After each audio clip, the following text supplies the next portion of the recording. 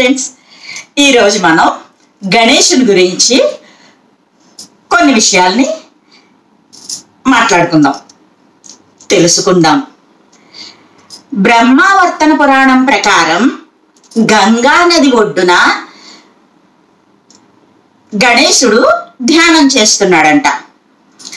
ఆయన యొక్క మనోజ్ఞతను చూసి తులసీదేవి ఆశపడ్డాదంట.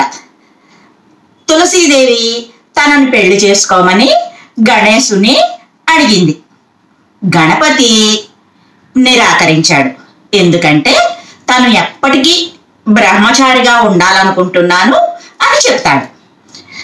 మరేమో తనని తిరస్కరించినందుకు తులసికి కోపం వచ్చింది. గణపతి బ్రహ్మచర్యం నాశనం అవుతుందని ఆవిడ శపించింది. ఇందుకు గణేశుడు కూడా కోపగించుకొని తులసిని నువ్వు ఎప్పటికీ మొక్కలాగే ఉండు అని శపిస్తాడు. వినాయకుని శాపం వల్ల తులసి అప్పటి నుంచి మొక్కగా మారి పూజలు అందుకుంటోంది అని పురాణాల్లో ఉంది.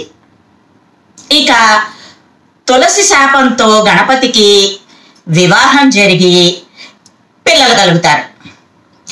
గణపతికి సిద్ధి, బుద్ధి అని ఇద్దరు భార్యలు. వారి వల్ల క్షేముడు, లాభుడు అని కుమారులు ఉన్నారని కథనాలు ఉన్నాయి. ఇక్కడ మనం అర్థం చేసుకోవాల్సిన విషయం ఏమిటంటే, భార్యలు అంటే శక్తులు అని అర్థం. పుత్రులు అంటే ఆ శక్తి ద్వారా ఉత్పన్నమయ్యే ఫలాలు అని భావం. పనిలో కౌశలం బుద్ధి, దానితో సిద్ధించేది సిద్ధి. వీటితో పాటు పొందే ఫలితాలు క్షేమం, లాభం. ఇలా అర్థం చేసుకున్నప్పుడు బ్రహ్మచారి అయిన గణపతి భార్యా బిడ్డల వెనక ఉన్నటువంటి తత్వం మనకు బోధపడుతుంది. గణం అంటే ఒక సమూహం. పతి లేదా ఈశ అంటే యజమాని లేదా నాయకుడు అని అర్థం.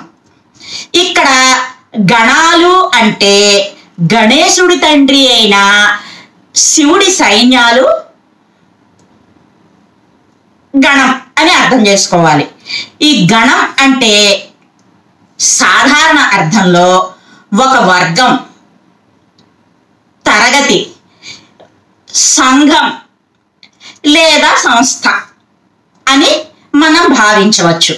హిందూ మతంలో ప్రణవ మంత్రమైనటువంటి ఓంకార స్వరూపాన్నే వినాయకుడు అంటారు. వినాయకుడి రూపం ఓంకారంలా ఉంటుందని చెబుతుంటారు. గణాలకు అధిపతి కావాలంటే ముందుగా గణాల గురించి తెలియాలి.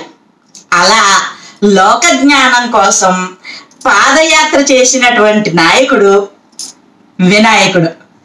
మరొక మంచి విశేషాలతోటి మళ్ళీ కలుద్దాం. మంచి మంచి విషయాలు చెప్పుకుందాం. Bye friends.